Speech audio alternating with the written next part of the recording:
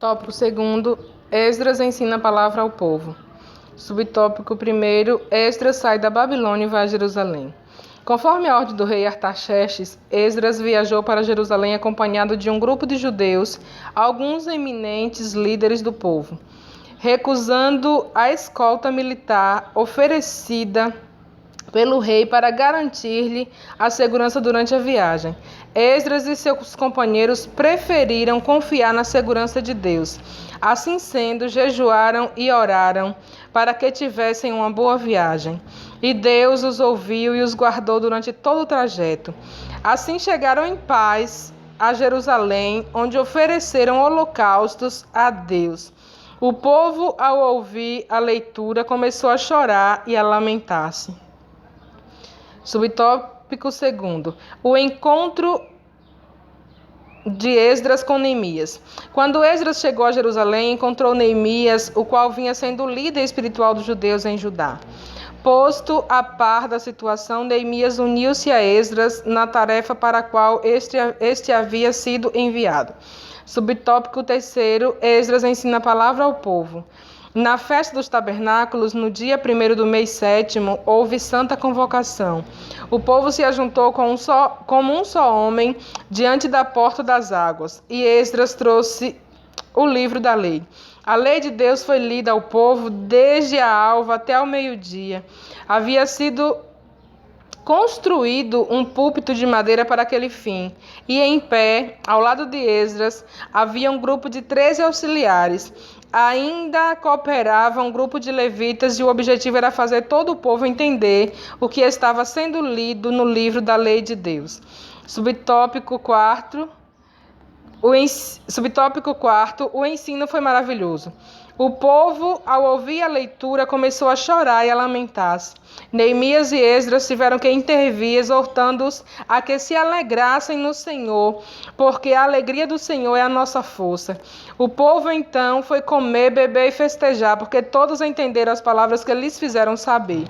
Conclusão do tópico 2º, Esdras ensina a palavra ao povo e há um grande despertamento espiritual.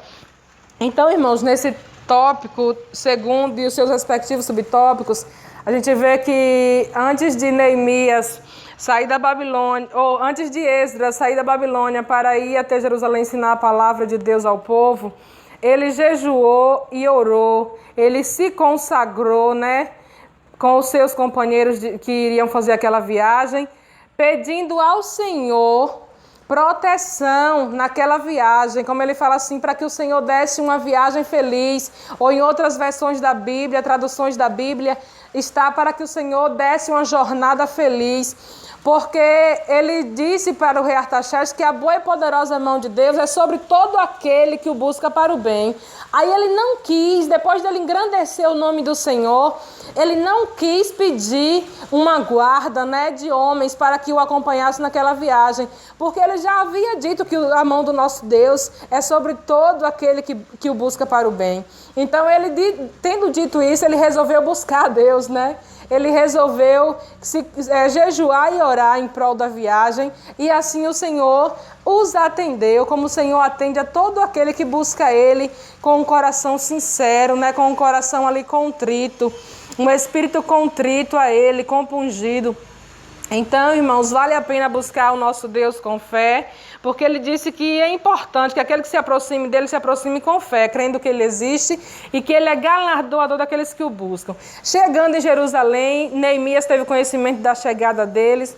Neemias, que até então era o líder espiritual daquele povo, se uniu a Esdras naquela missão.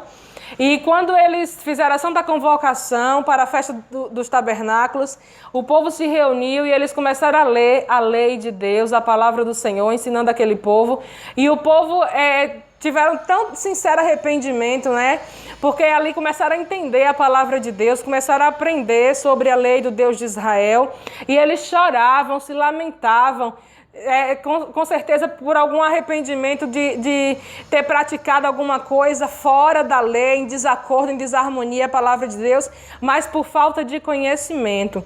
Porque depois que se tem o conhecimento da verdade, como diz a palavra do Senhor, da palavra do nosso Deus, e aí cometer pecado voluntariamente, sabendo o que está fazendo, aí Deus já não tem culpado por inocente, né?